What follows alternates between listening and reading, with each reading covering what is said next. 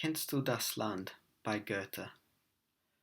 Kennst du das Land, wo die Zitronen blüht, im Dunkellaub die Golderangen glüht, ein sanfter Wind von blauem Himmel weht, die Myrte still und hoch der Lorbeer steht? Kennst du es wohl?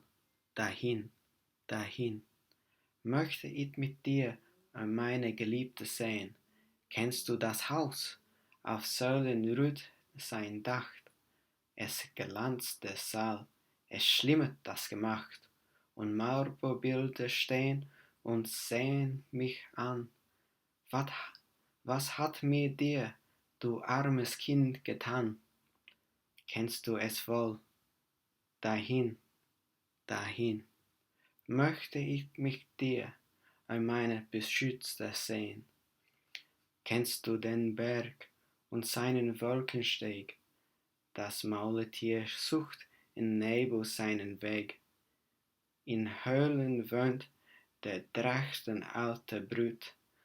Es stürzt der Fels und über ihn die Flut. Kennst du ihn wohl?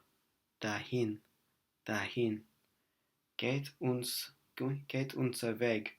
O warte, lass uns sehen. Now I'll read that in English. Oh, have you seen that land where lemons grow, where golden oranges through dark leaves glow, where gentle breezes stir in the blue sky, myrtle and bay tree stand so still, so high? Oh, do you know it? Do you know? There, beloved, you and I must go. Oh, do you know the house, the shining hall, the gleaming room, the pillars straight and tall, where marble figures gaze at me all day? What have they done to you, poor child? They say. Oh, have you seen them? Do you know? There, my protector, you and I must go. And do you know the mountain paths, the roads where mules must pick their way through the mist and cloud, the caves where dragons breed the ancient race, the torrents crashing down the sheer cliff face? Oh, do you know it? Do you know? There is our land. Oh, Father, let us go. So this is a poem we looked at in class. It's quite a difficult poem to interpret the meaning of.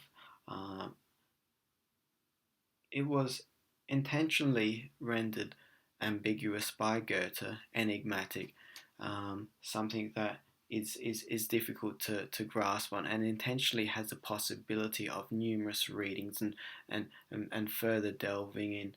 I don't want to go too much into that, but some of the basic things you might note is things such as the first stanza being associated with the imagery of Sicily, of Italy, the lemon trees, reminiscent of or really a reference to Ovid and the myth of Persephone here. The final stanza really a reference to a kind of a very Teutonic feel, a Teutonic kind of world. It reminds me of Klagenfurt, where in Austria, where on the main town square there was a statue of a dragon.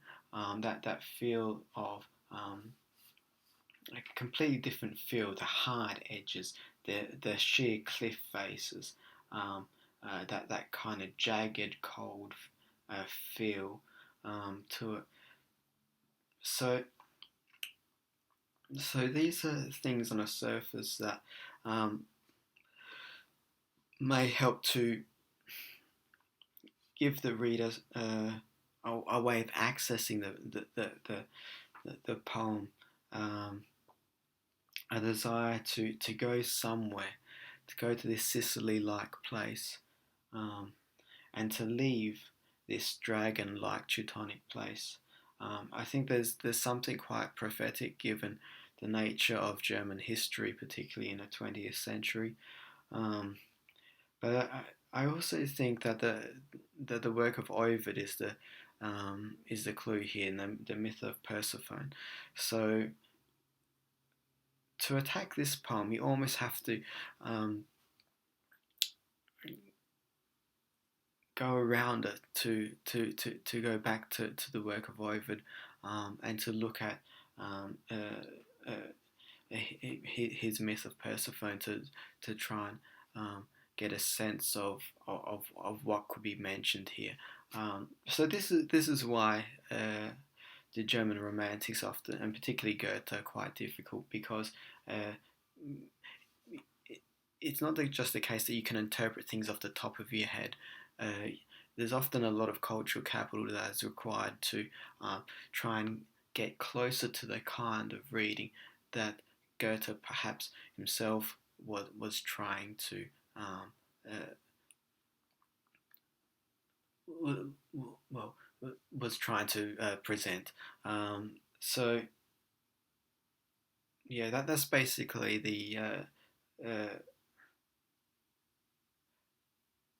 only point I'd like to make for this poem. Um, this week was the final week on romantic poetry, looking at European romantic poets. Next week, this coming week, we are looking at biography. So stay tuned for the next videos on biography. Feel free to, well, ideally it would be great if the external students can have a look at Goethe's poem, Do You Know the Land, and perhaps give me their sentiments. That would be interesting to hear. And I chose to make this video at night because certain poems, particularly Goethe's poems, and particularly the Romantics, they often lend themselves to night readings. But this particular poem, given its Sicilian feel in the first, particularly in the first stanza, also lends itself to a very Queensland morning reading. So thank you for that.